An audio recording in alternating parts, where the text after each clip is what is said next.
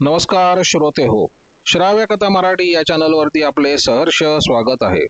श्रोते हो, श्राव्य कथा मराठी या चॅनलवरती मी सध्या आपल्याला पोलीस सेवेत असताना केलेल्या तपासावर आधारित एक कथा सादर करत आहे. कथेचं नाव आहे मुलीची हौस.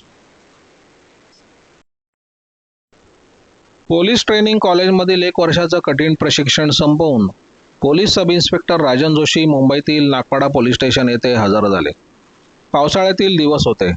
सब इन्स्पेक्टर जोशी व त्यांचे इतर सहकारी बॅचमेट्स बृहन्मुंबई पोलीस दलात हजर झाले.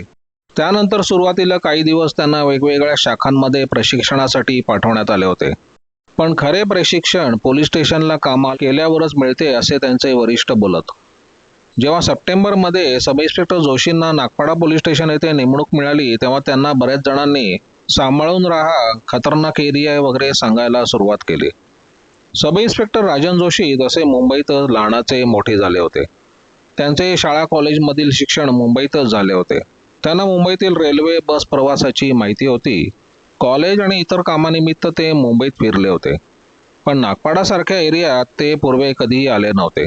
कारण नागपाडा परिसर म्हणजे गुंड लोकांचा अड्डा. कामाठीपुरा, मस्तान तलाव वगैरे जागा त्यांना ऐकून माहीत होत्या. शिवाय या एरियात मिश्र वस्ती होती, त्यामुळे कायम हिंदू मुस्लिम तणाव वगैरे असायचा. आता पुढची 2-3 वर्ष इथेच नोकरी करायची होती. सब इन्स्पेक्टर राजन जोशी सप्टेंबर महिन्यात नागपाडा पोलीस स्टेशन येथे हजर झाले. त्याबरोबर त्यांच्याबरोबर अजून 3-4 बॅचमेट्स देखील नागपाडा पोलीस स्टेशन येथे हजर झाले. त्या सर्वांनी वरिष्ठ पोलीस निरीक्षक सूर्यवंशी यांना रिपोर्ट केला. सूर्यवंशी साहेब म्हणजे 6 फूट उंच, मजबूत शरीर एसटीचे. त्यांच्या मोठ्या झुपकेदार मिशा आणि आवाज पण खणखणीत. त्यांना बघितलं आणि सब इन्स्पेक्टर जोशी दचकलेच होते. नंतर त्याच दिवशी संध्याकाळी सूर्यवंशी साहेबांनी मीटिंग घेऊन त्यांना सावधानतेने राहण्याचा, तसेच पोलीस स्टेशन हद्दीत एकट्यानं कधीही न जाण्याचा आणि पोलीस स्टेशनवरती वेळेवर येणे, आपली ड्युटी वेळेवर करणे अशा अनेक सूचना केल्या होत्या. काही वर्षांपूर्वी याच पोलीस स्टेशनच्या हद्दीत कामाठीपुरा येथे एका दंगलीत एका चांगल्या सब इन्स्पेक्टरची निर्घुण हत्या केली होती. शिवाय या भागात कधी कुठल्या कारणामुळे दंगे उफाळत असत. याशिवाय सध्या देशात मंडल आयोगावरून आंदोलने, तसेच नुकतीच रथयात्रा आणि बाबरी मशीद वाद वाढत चालला होता. या परिसरातील वातावरण तणावाचे होते. त्यामुळे सूर्यवंशी साहेबांनी तशा सूचना दिल्या होत्या. पोलीस स्टेशनला सुरुवातीला किरकोळ बंदोबस्त, पेट्रोलिंग किंवा अधिकाऱ्यांना मदतनीस सारखी कामे सूर्यवंशी साहेबांनी दिली. ज्येष्ठ अधिकाऱ्यांच्या हाताखाली ते सांगतील त्याप्रमाणे जबाब नोंदवणे, पंचनामे करणे, NC लिहिणे वगैरे कामं त्यांच्याकडून करून घेतली जात होती. 2-3 महिन्यातच सूर्यवंशी साहेबांनी या नवीन प्रोबेशनरी ऑफिसर्सना स्टेशन हाऊस ड्युटी म्हणजे ठाणे अंमलदाराची ड्युटी द्यायला सुरुवात केली. पोलीस स्टेशनचे ठाणे अंमलदार ही ड्युटी खरे तर खूप जबाबदारीची आणि कटकटीची होती. झटपट निर्णय घ्यावे लागायचे. आलेल्या तक्रारीचा निपटारा लवकरात लवकर करावा लागायचा. उठसूट वरिष्ठांना विचारायला जायचं नाही, असं त्यावेळी प्रघात होता. त्यामुळे कायद्याच्या चौकटीत राहून तक्रारीचा निपटारा करणे ही खरी जबाबदारी होती. यामुळे ऑफिसर्स ही ड्युटी टाळण्याचा प्रयत्न करायचे. त्यात नागपाडा पोलीस स्टेशन हे एक व्यस्त पोलीस स्टेशन असल्याने आणि तिथे येणारे तक्रारदार प्रमाण हे जास्त असल्याने तिथे एका वेळी 2 ते 3 सब इन्स्पेक्टर ड्युटीवरती असायचे. तरी सकाळी 8 वाजता ड्युटीवर ऑफिसर म्हणून आलेला अधिकारी रात्रीचे 10 वाजले तरी काम संपले असे म्हणू शकत नव्हता. रोजचा साधारण तासाभराचा घर ते नागपाडा पोलीस स्टेशन असा प्रवास करून राजन जोशी आता कंटाळले होते. दिवस पाळीतील ड्युटीच्या वेळी त्यांना रोज रात्रीचे घरी यायला 11 वाजायचे. परत दुसऱ्या दिवशी सकाळी 8ला निघावे लागायचे. रात्रपाळी असेल तेव्हा देखील ते संध्याकाळी 6:30ला निघायचे आणि रात्री 8 ते सकाळी 8 अशी ड्युटी करून कामे संपवून घरी जायला त्यांना सकाळचे 11 वाजायचे. त्यामुळे आता ते कंटाळले होते. वरिष्ठ पोलीस निरीक्षक सूर्यवंशी हे अधिकाऱ्यांना सुट्टी द्यायला कंजूष होते. साप्ताहिक सुट्टी देखील देऊ शकत नव्हते. काही विनंती केली तर नाईट करून घरी गेल्यावर परत संध्याकाळी येऊ नकोस आणि तीच तुझी साप्ताहिक सुट्टी असं मोठ्या मनाने सांगत. त्यामुळे राजन जोशी आता जरा कंटाळलेच होते. असेच एक दिवस डिसेंबरच्या शेवटच्या आठवड्यात सब इन्स्पेक्टर राजन जोशी दिवसपाळी ड्युटी ऑफिसर म्हणून ड्युटीला आले. दिवसभर काहीतरी किरकोळ तक्रारी येतच होत्या आणि त्याचा तात्काळ निपटारा राजन जोशी आपल्या पद्धतीने करत होते. विविध प्रकारच्या तक्रारी ऐकून त्यावर मार्ग काढताना आणि तक्रारदाराला दिलासा देताना सब इन्स्पेक्टर जोशी जरा थकले होते. संध्याकाळी 7 वाजता त्यांचं लक्ष घड्याळाकडे गेलं. मदतनीस हवालदारांना ते म्हणाले, नाना आता 7 वाजलेत, अजून फक्त 1 तास म्हणजे आपण फ्री होऊन जाऊ. नाना हवालदारांनी मान डोलावली. ते म्हणाले, जोशी साहेब जरा चहा सांगतो, आज जरा दमलेले वाटतायत. नाना हवालदारांनी चहा मागवला. डिसेंबर महिना असल्यामुळे मुंबई असली तरी हवा थोडीशी गार आणि आल्हाददायक होती. त्यामुळे नानांनी मागवलेला चहा जोशी साहेबांनी निवांत बसून प्यायला सुरुवात केली. जोशी साहेबांचे अजून लग्न झाले नव्हते, त्यामुळे इतर प्रापंचिक जबाबदाऱ्या नव्हत्या. पण घरी आई वडील बहीण वगैरे असल्याने त्यांचा विचार तर यायचाच. जोशी साहेब चहाचे घोट घेत विचार करत असताना नाना हवालदार एका मुस्लिम जोडप्याला घेऊन आले आणि म्हणाले, साहेब हे काय सांगतात ते बघा, मॅटर थोडं सिरियस आहे. नाना हवालदार यांनी बरेच पावसाळे बघितले होते. ते निर्व्यसनी होते आणि प्रसंगी योग्य मार्गदर्शन करणारे होते. यामुळे सर्व अधिकारी त्यांचा मान राखायचे. नाना हवालदार पण आपला आब राखून सल्ला द्यायचे. त्यामुळे नाना हवालदार सिरियस मॅटर आहेत असं म्हटल्यावर जोशी साहेब जरा सावरून बसले आणि त्या जोडप्याचं म्हणणं ऐकू लागले. हे जोडपे पोलीस स्टेशन जवळील फुटपाथवरच्या झोपडपट्टीतून आले होते. त्यांच्या बोलण्यावरून ते बंगाली असावेत असं वाटत होतं. हाँ बोलो क्या हुआ? साहब मेरा नाम मकबूल है, ये मेरी बीवी मुमताज, हम नज़दीक के झोपड़पट्टी में रहते हैं. हमारी छोटी बच्ची कल से गुम हो गई है. हाँ गुम हो गई? कितने साल की है? हम लोगों के लिए दाल चावल पका के सस्ते में खिलाते हैं. सिर्फ दाल चावल रहेगा तो 10 रुपया और मच्छी का रस्सा टुकड़ा दिया तो 15 रुपया साहब. अरे मैंने तुम्हारे खाने का रेट नहीं पूछा, पहले तुम दोनों सामने बैठो कुर्सी पे. दोघं समोर बसल्यावर जोशी साहेबांनी पुन्हा प्रश्न केला. हाँ बोलो, तुम्हारी बच्ची गुम हो गई ना, कितने साल की है? मग मकबूलची बायको मुमताज म्हणाली, साहेब 7 महीने की है. नंतर मकबूल सांगू लागला, साहब मैं मजदूरी करता हूँ और ये मेरी बेबी 15-20 लोगों का खाना बनाती है. शाम को घर में आने के बाद मैं उसकी खाना बनाने में मदद करता हूँ. रोज रात को 10-15-20 लोग खाना खाते हैं. आजू बाजू के मजदूर लोग रहते हैं. दूर से बायकला से भी 4-5 लोग आते हैं.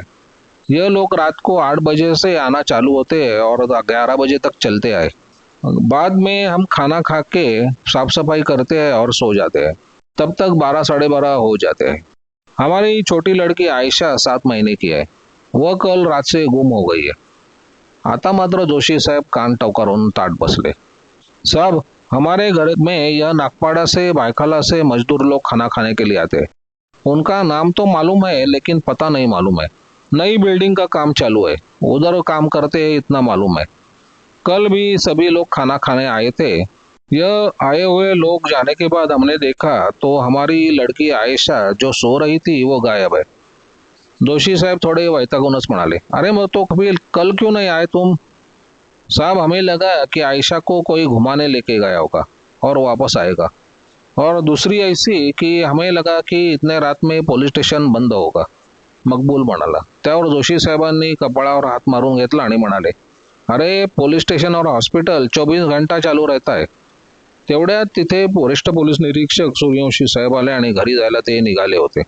त्यांनी जोशींना विचारले, काय रे, काय या दोघांचं? जोशी साहेबांनी सगळी हकीकत सांगितली. त्यावर सूर्यवंशी साहेबांचा चेहरा थोडा गंभीर झाला. त्यांनी लगेच डिटेक्शन स्टाफचे हवालदार नाईक यांना बोलावणं पाठवलं. हवालदार नाईक आल्यावर सूर्यवंशी साहेबांनी त्यांना सर्व सांगून जोशी साहेबांना मदत करायला सांगितलं. पोलीस हवालदार नाईक यांची पोलीस खात्यात जवळजवळ 30 वर्ष सर्व्हिस झाली होती. डिटेक्शनचा अनुभव बराच होता. शिवाय ते कारवारचे असल्यामुळे त्यांना कानडी भाषा पण येत होती. याचा त्यांना फार उपयोग होत असे. पोलीस सब इन्स्पेक्टर जोशी त्या जोडप्यांपैकी आईची फिर्याद नोंदवत असताना हवालदार नाईक मकबूलकडे विचारपूस करत होते. फिर्याद पूर्ण झाली तेव्हा ते जोशी साहेबांना म्हणाले, साहेब यांचं काम झालं असेल तर या बाईला घरी सोडतो आणि या मकबूलला घेऊन जरा तपासाला जातो. जोशी साहेबांनी होकार दिल्यावर हवालदार नाईक त्या दोघांना बरोबर घेऊन निघून गेले. इथे जोशी साहेब त्या गुन्ह्याची कागदपत्र तयार करायला गुंतले. त्या काळी मोबाईल फोन नव्हते, CCTV कॅमेरा नव्हते. त्यामुळे गुन्ह्याचा तपास करणं तसं आव्हानात्मक होतं. तपास सगळा खबरी लोकांवरती किंवा परिस्थितीजन्य पुरावावर अवलंबून होता. तरी देखील त्यावेळी मुंबई पोलीस अनेक आव्हानात्मक गुन्ह्याचा तपास यशस्वीरित्या करत होते. मुंबई क्राईम ब्रांच आणि पोलीस स्टेशनचे डिटेक्शन स्टाफ यांच्यामध्ये गुन्हा उघडकीस आणण्यासाठी चांगली स्पर्धा चाले. त्यामुळे अनेक गुंतागुंतीचे गुन्हे उघडकीस आल्यानं मुंबई पोलिसांचे नाव अत्यंत आदराने घेतले जाते. जोशी साहेब आपले दिवसभराचे काम संपवून या गुन्ह्याचा विचार करत बसले असताना हवालदार नाईक मकबूलला घेऊन पोलीस स्टेशनला परत आले. हवालदार नाईक म्हणाले, जोशी साहेब, या मकबूलकडे 3-4 ठिकाणाहून कडिया काम करणारे तसे सुतार वगैरे काम करणारे जेवायला येतात.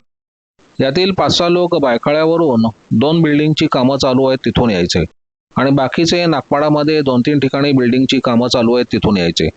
या मकबूलला घेऊन मी आणि सावंत पहिल्यांदा बायखळा येथे गेलो. तेथे चौकशी केली. तेथे 2 बिल्डिंगचे काम चालू होते.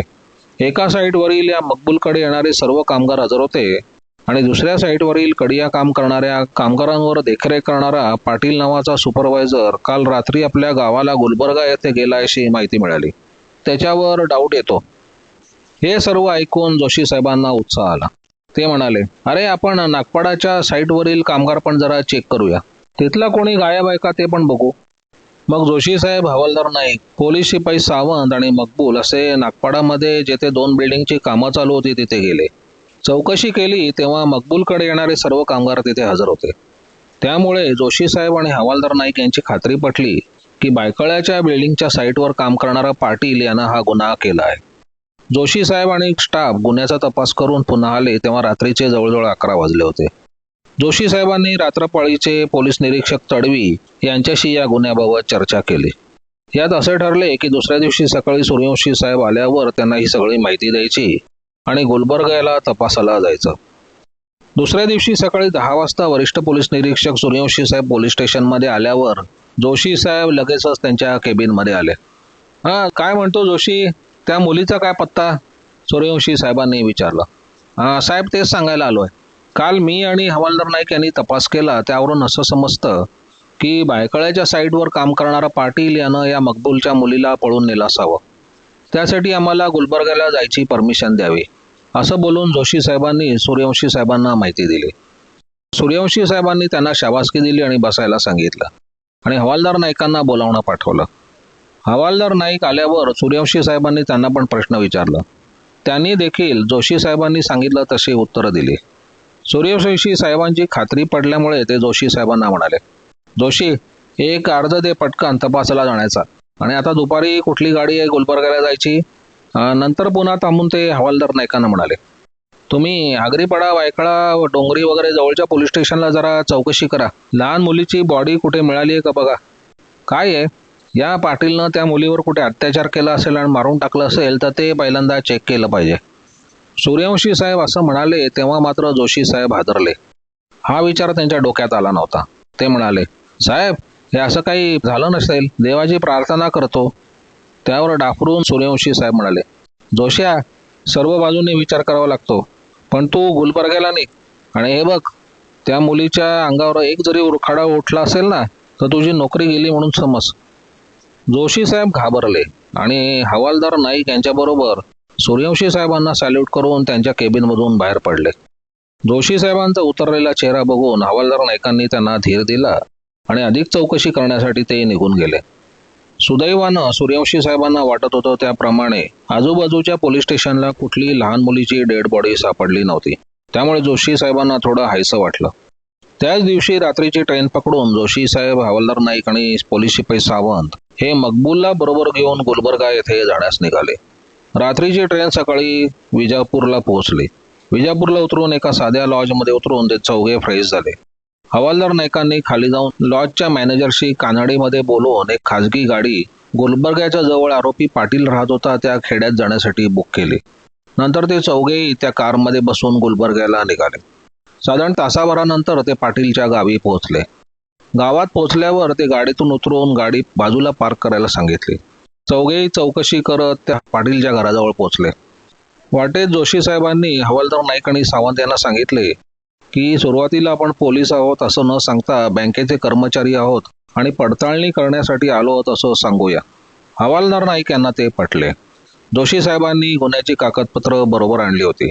तीच कागदपत्र फाईल म्हणून पकडून बँकेचे अधिकारी असल्याचं नाटक जोशी साहेब करू लागले. हवालदार नाईकांना कानडी बोलता येण्याचा खूप फायदा झाला. त्यांनी कानडीत गावात चौकशी करून आरोपी पाटीलचे घर शोधून काढले. दुपारचे साधारण 11 वाजले होते. गावात तशी सामसुमच होते. ते चौघे जण पाटीलच्या घरी पोहोचले. जोशी साहेबांनी घराचा दरवाजा ठोठावला. दरवाजा साधारण उघडाच होता. दरवाजा उघडून एक स्त्री बाहेर आली. दरवाजात अनोळखी लोकांना बघून तिनं पदर सावरला आणि प्रश्नार्थक नजरेने चौघांकडे बघू लागली. जोशी साहेबांनी पुढे होऊन बँकेतून आलो असं मराठीतून सांगितलं. त्या बाईला थोडंफार मराठी येत होतं. मग हवालदार नाईक पुढे येऊन त्यांनी कानडीत समजावून सांगितलं. जोशी साहेबांनी विचारलं, घरात पुरुष कोणी नाही का? आणि पाटीलचं नाव घेऊन तो कुठे आहे असं म्हणून विचारलं. त्यावर त्या महिलेने सांगितलं की तिचा नवरा पाटील हा 2 दिवसापूर्वी घरी आला होता आणि आज सकाळीच तो कामावर परत जायचंय म्हणून निघून गेलाय. त्या घराच्या दरवाजातून आतील खोली दिसत होती.